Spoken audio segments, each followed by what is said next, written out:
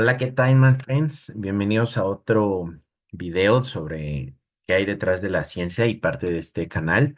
Y en particular vamos a inaugurar una nueva sección que se llama Preguntas y Respuestas. A veces mucha banda, pues no sé, luego le cuesta trabajo expresarse o le da miedo o vergüenza por alguna razón. Pero pues he retomado algunas de las preguntas que me han escrito, ya sea en los correos o en el canal o de manera personal. Y esta nueva sección, que van a ser videos muy cortos, va a estar sobre preguntas muy específicas que me han hecho y cómo desde mi punto de vista considero que hay que abordarlas, ¿no? Claro está que cada persona tiene su historia de vida, entonces estos solo son recomendaciones, no significa que tiene que ser así, ¿no?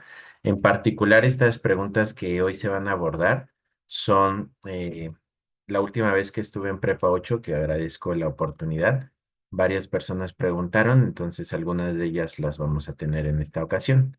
Entonces, la primera fue hecha por Airi, que dice, a mí me gustaría estudiar veterinaria, pero no sé qué especialidad agarrar, porque me gustaría de perros y gatos, pero también de animales exóticos, pero creo que no podría, pero creo que no combinan. No sé qué me podría recomendar. Bueno, Airi, muchas gracias por tu pregunta. Y mira, la realidad, ¿cómo yo respondería esto? De la siguiente manera, tiempo al tiempo.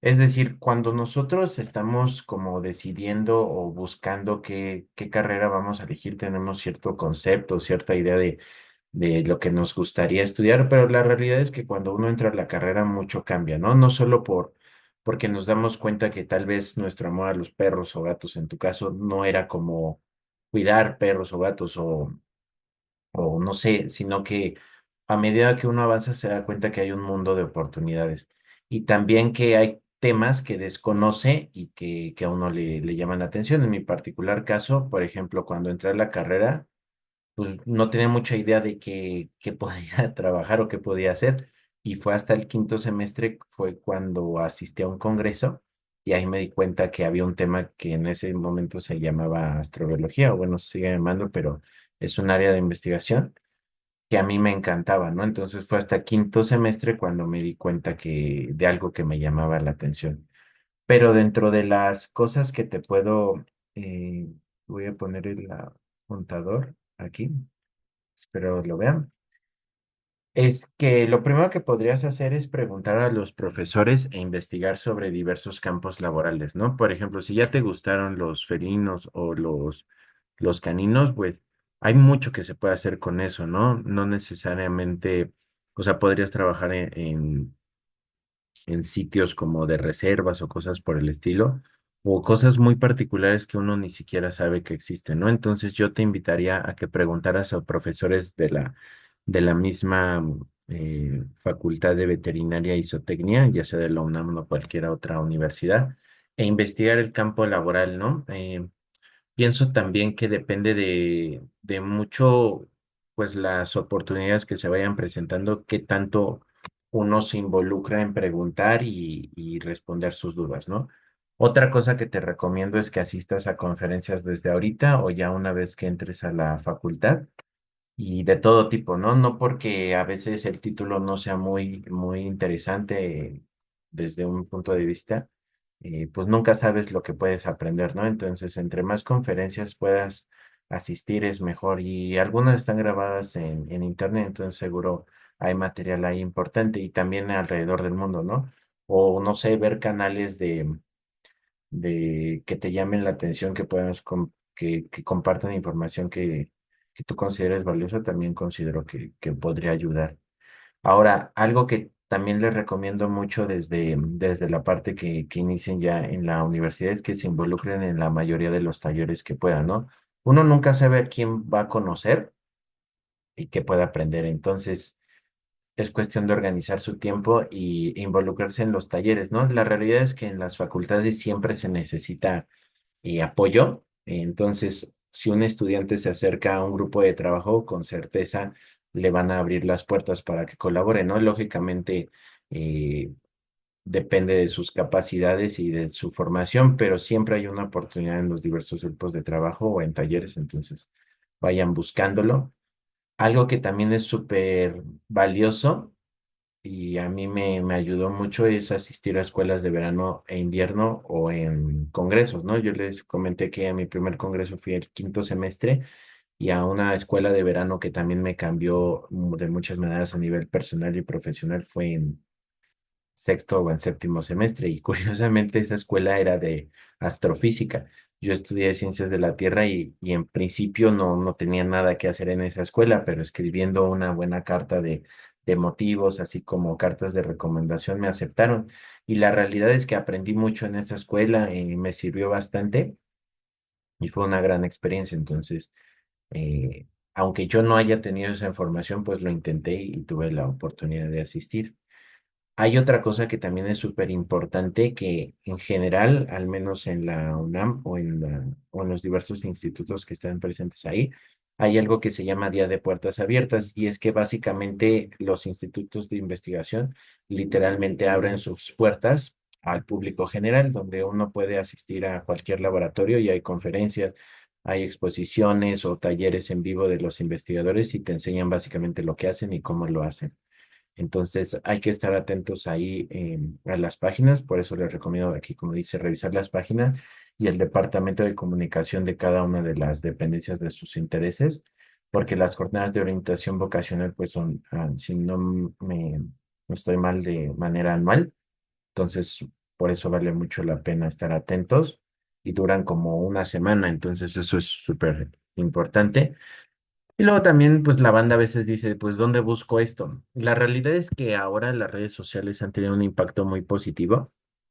Entonces, hay veces que pueden buscar directamente en la página de la dependencia de su interés y seguramente ahí si le pican encontrarán algo que se llama comunicación.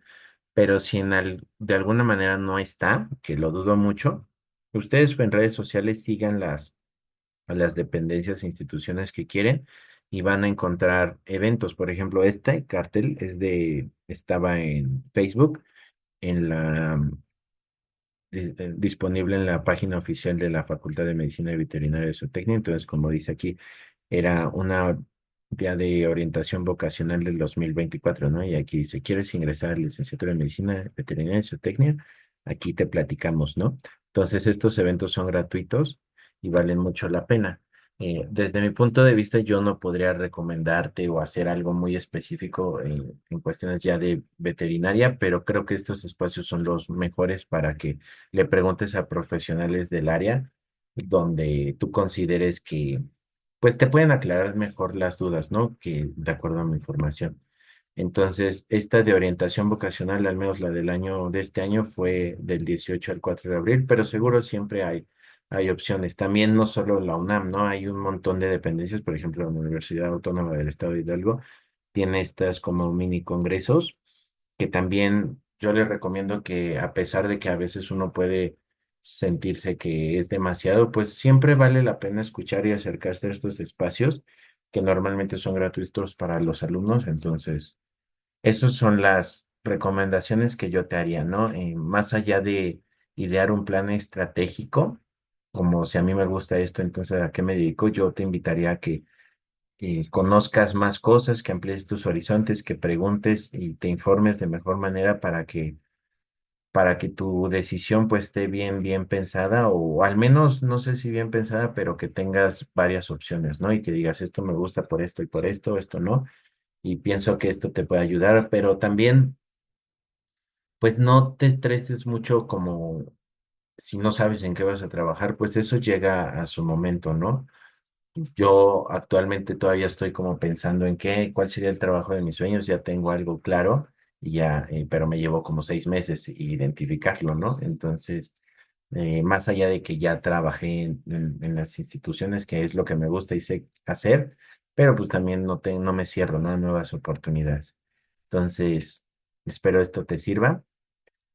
Y bueno, la siguiente pregunta es, buenas tardes, profesor. Disculpe, el día de hoy me surgió una duda en cuanto a la plática que nos dio. Y es que como usted pudo, ¿cómo usted pudo acomodar sus tiempos para poder con el estrés académicos? Quisiera saber cómo maneja sus tiempos y cómo se sintió usted, de parte de Diana. Eso es una pregunta medio difícil porque mira, la realidad es que a medida que yo he avanzado en mi carrera profesional, he aprendido de a la mala, si se quiere ver así, a cómo lidiar con el estrés y el síndrome del impostor o el exceso de trabajo, ¿no? Hoy te puedo decir que el secreto sería organizarse, trabajar poco pero muy eficiente, más que trabajar largos tiempos y estresarse, ¿no? Lógicamente depende de las circunstancias, pero por ejemplo, en mi doctorado yo trabajaba demasiado, eran como 12 horas al día, contando en el laboratorio y luego que regresaba a casa, pero no me pesaba, o sea, realmente yo era muy feliz y lo disfrutaba, pero por ejemplo eso lo hacía de lunes a jueves y fines de semana no tocaba nada de la escuela y me dedicaba a disfrutar de mi vida, pero eso siento que era muy extremista. Y en el postdoc, ahí sí me costó mucho aprender a organizar mis tiempos porque la carga laboral era demasiada y yo llegaba a trabajar sábados y domingos y pues no, eso no estaba bien, ¿no? Y luego estaba comiendo y seguía leyendo. Entonces como que descuidé mi parte personal por muchas circunstancias, pero yo te diría al día de hoy que el secreto es que tengas muy claras como que las prioridades de trabajo que tienes que hacer y un día a la vez, ¿no? O sea, que más allá de la carga laboral que puede ser bastante a lo largo del tiempo, que vayas poniendo en una libretita, que eso es lo que yo hago mucho, este, tus metas a corto plazo, tus objetivos y los vayas tocando uno a uno, ¿no? Por ejemplo, como está en la siguiente presentación, algo que a mí me ayuda, no es que precisamente la haga así, pero en mi libreta básicamente es lo que escribo, es algo que se llama matriz de Eisenhower. En mi caso, no es que la llene, sino que lo hago en una lista, ¿no? Entonces, realmente yo defino qué es lo más urgente e importante y eso es lo que hago. Si no es tan urgente e importante, decido cuándo lo hago. Y si de plano no es importante o no urgente, pues significa que no tengo que hacerlo, ¿no? Entonces, lo que hago es que tengo una libreta donde apunto todos mis pendientes de la semana o del mes y conforme van saliendo unos, pues los añado y tan pronto logre hacer uno, le pongo una flechita. Entonces, mira, por ejemplo, esta es mi libreta, no se va a ver bien, pero aquí está. Y cositas, o sea, como que parecen muy triviales, yo pongo desde bañar al perro este mes, pues pongo eso, ¿no? O cosas ya muy puntuales de trabajo, de revisar este artículo, lo pongo. Y así, más allá que lo ponga como en orden de prioridad, pues para mí todo lo que está en esa libreta lo tengo que hacer. Entonces, siempre me organizo de esa manera. Y con que haga algo diario, o sea, tampoco no me sobreestreso o sobre trabajo, simplemente como digo, voy a hacer lo más que pueda mientras me sienta bien para hacerlo, ¿no? Normalmente ahora no me saturo tanto en el trabajo, o sea, como que digo, voy a trabajar 5 horas bien y avanzar lo más que pueda y si todavía tengo ganas, me siento bien, pues trabajo otras 5 horas. Pero si realmente en esas 5 ya abarqué todos mis pendientes, pues ya hago otras cosas, ¿no? Que me llenan. O tomo descansos de 1 hora, ¿no? O sea, por ejemplo, trabajo mucho de 9 a 1 de la tarde y de 1 a 2 como. Y esa hora la tengo como muy sagrada, ¿no? Como que no importa lo que pase en el mundo, esa hora es para mí, para comer y ya no, no me excedo en el trabajo. Algo que es muy común en los estudiantes es que siempre dejan las cosas para el final porque dicen, ah, tengo mucho tiempo y eso es el peor error que pueden cometer, ¿no? Lo mejor que les puedo recomendar es que en la medida posible, cuando ustedes ya tengan una fecha de entrega o algo, pues vayan avanzando poquito a poquito, ¿no? A veces es muy difícil o tedioso, pero es mejor trabajar poco constante que en un mismo día todo porque queda mal. Entonces, como dije, es trabajar eficientemente y en tiempos cortos. Cada uno tiene su área de oportunidad o cómo se acomoda, pero pues normalmente 1 hora es más que suficiente. Si realmente te enfocas, 1 hora puedes avanzar bastante, ¿no? Evitar distracciones. En mi caso, no es que no escuche música o no esté en el celular pegado, sino que simplemente hay veces que me enfoco mucho y ya no veo el celular y escucho música que me gusta, pero que yo considero que no me distrae, ¿no? Por ejemplo, yo no podría escuchar el radio mientras trabajo porque me distraigo mucho, pero sí escucho la música que me llama la atención. Otra cosa que me ha ayudado mucho a organizarme y a terminar los tiempos o las tareas a corto en un periodo relativamente corto es que he evitado ser perfeccionista, ¿no? Uno siempre puede mejorar, esa es la realidad, pero hay veces que el trabajo ya es bueno y simplemente ya es entregable, ¿no? No significa que uno caiga en la mediocridad o algo así, simplemente es entregar de calidad y a buen tiempo en lugar de saturarse e intentar lo que sea perfecto y no entregar nada, ¿no? Entonces creo que eso es importante. Y también cerraría con esto, no ser realista y honesto. Pienso que al final del día uno no se puede mentir. Entonces, si tú has hecho algún trabajo, algún proyecto y piensas que puedes mejorar, pues entonces hazlo. Si tú, de acuerdo a tus circunstancias, consideras que el trabajo que has entregado está bien y estás orgulloso de eso, pues entonces es válido, ¿no? Pero si piensas que se puede mejorar o que pudiste haberlo hecho de manera, pues trabaja en eso para que la próxima vez sea más adecuado, ¿no?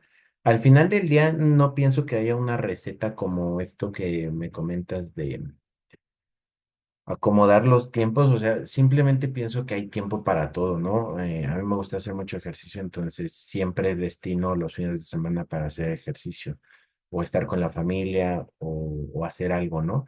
Antes no lo hacía, antes realmente vivía para trabajar y estudiar. Y obviamente eso tuvo sus recompensas, pero hoy no lo haría así. Definitivamente creo que hay cosas más importantes que eso. Y simplemente es como organizarte de manera más adecuada y trabajar a conciencia en tiempos cortos, ¿no? Y pues no sé, también hay personas que tienen mejor capacidad de trabajar en la noche. A mí no me gusta trabajar en la noche, pero pues no sé, conozco personas que son muy productivas en la noche, ¿no? Porque no hay ruido o se concentran más. Entonces, más que una receta, pienso que el secreto es que encuentres esa rutina que te funcione.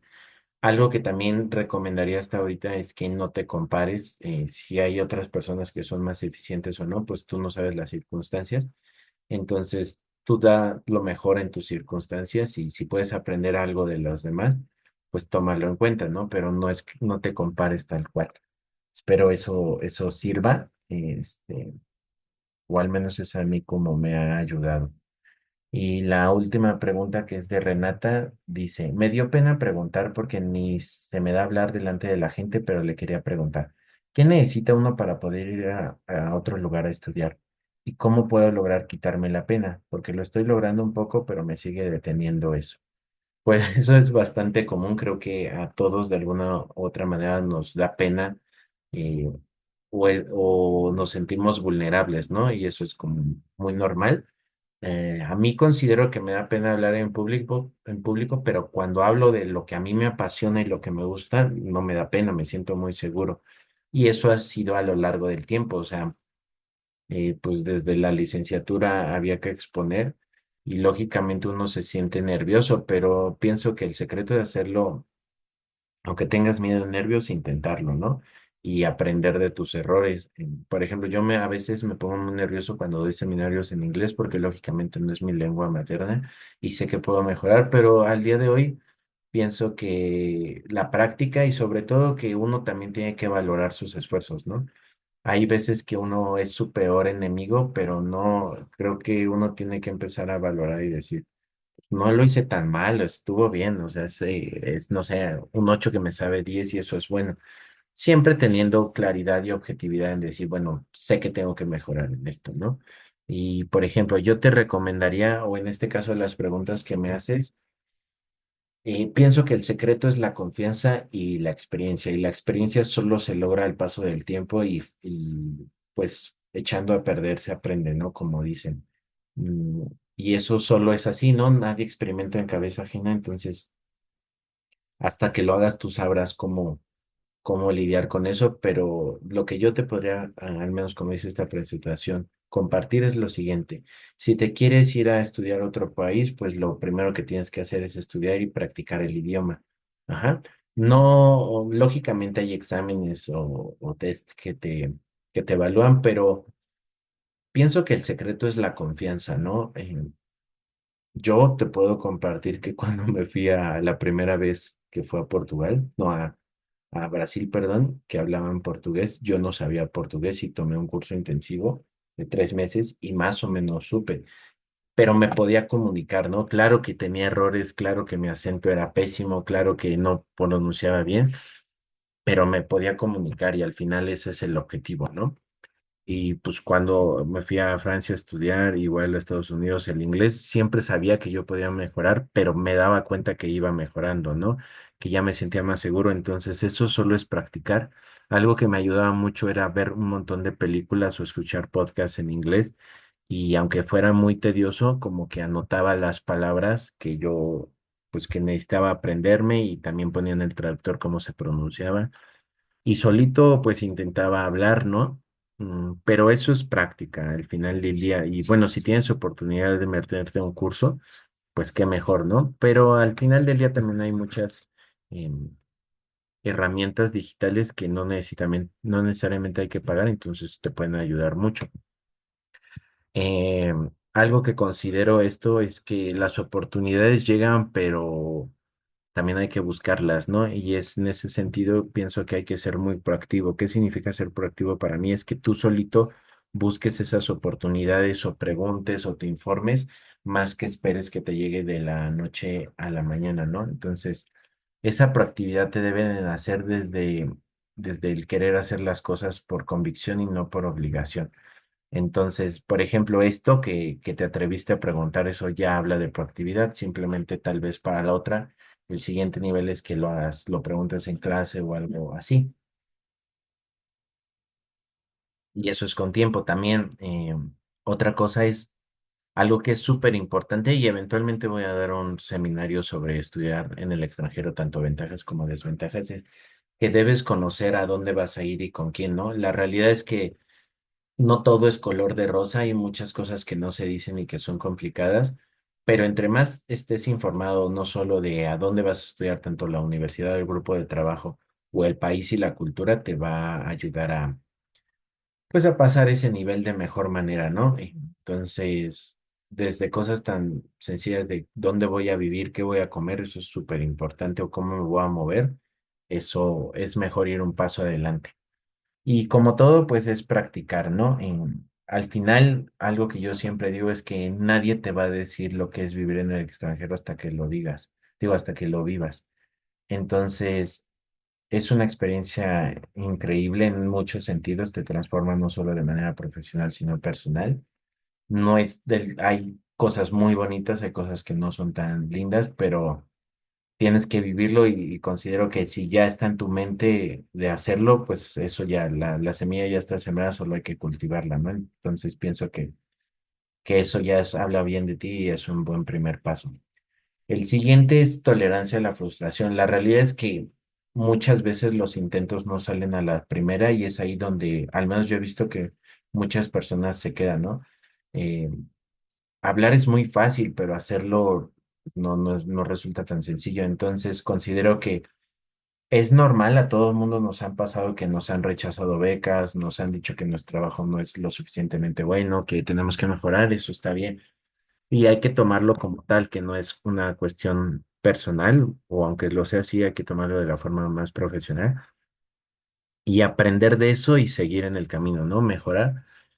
Y ser tolerante a esa sensación de decepción o de frustración, ¿no? Que es muy normal y entre más rápido aprendamos a resolver eso, la vida va a ser más fácil.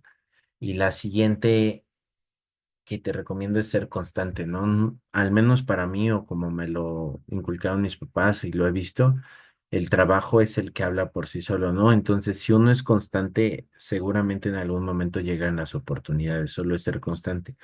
No tiene ningún caso hacerlo solo una vez y de la mejor manera, porque al final del día es lo que uno deja huella y cómo va trabajando a lo largo del tiempo y cómo mejora, ¿no? Entonces la constancia es súper importante.